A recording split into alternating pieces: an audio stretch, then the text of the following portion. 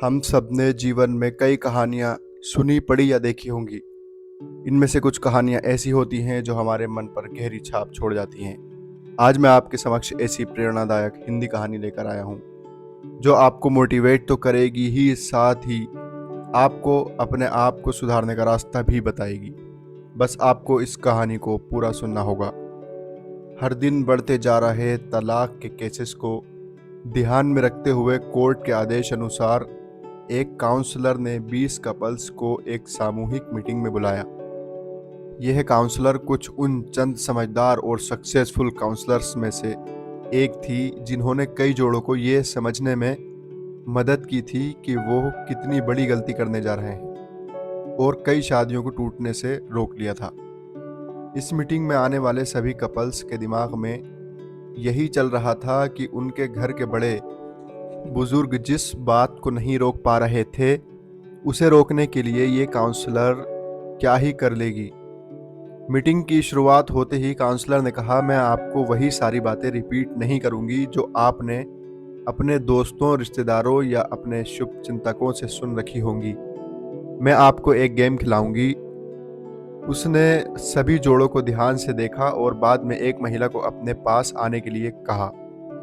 जब वो महिला उसके पास आई तो उसे एक चौक देकर पास वाले ब्लैक बोर्ड पर अपने सबसे करीब 25 लोगों के नाम लिखने के लिए कहा।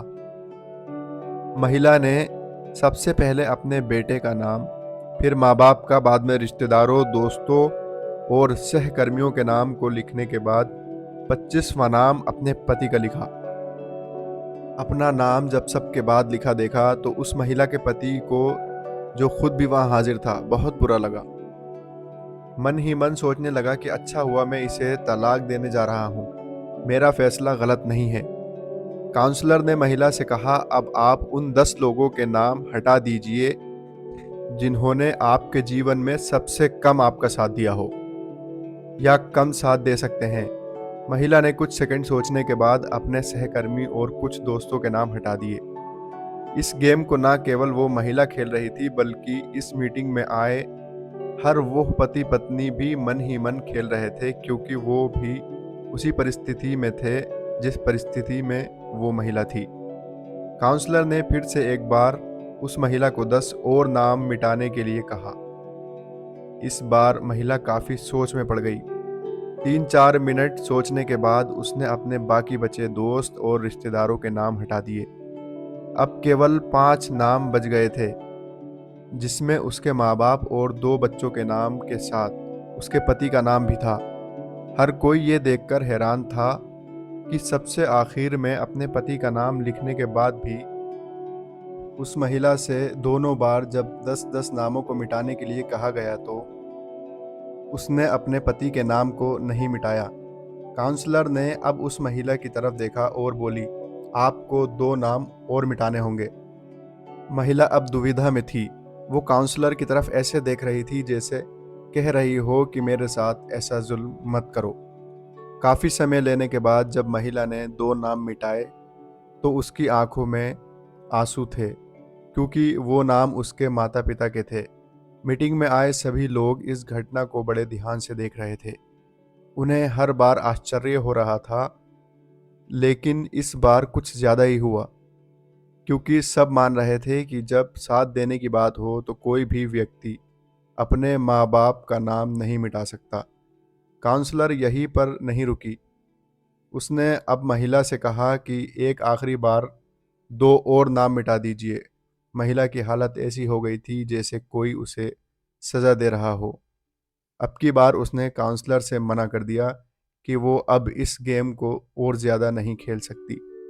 काउंसलर ने उसे समझाया कि आपको सिर्फ नाम मिटाने हैं और ये एक गेम है, इससे ज़्यादा और कुछ नहीं। जैसे तैसे काउंसलर ने उस महिला को 2 और नाम मिटाने के लिए मना ही लिया। कांपते हुए हाथों से महिला ने जब अपने दोनों बच्चों का नाम मिटाया तो वो फूट फूट कर रोने लगी। उस महिला के पति के साथ साथ वहां आए सभी लोग दंग रह गए।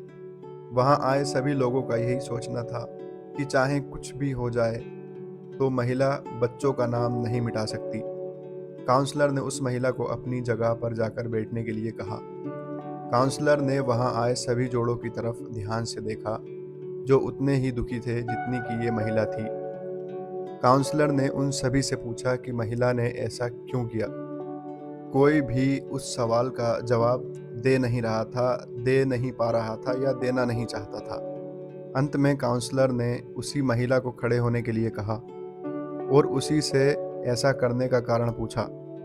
महिला बोली, चाहे अभी मेरे और मेरे पति के बीच में कुछ प्रॉब्लम्स चल रही हैं, लेकिन जब साथ देने की बारी आती थी तब वो हमेशा मेरे साथ खड़े रहते थे।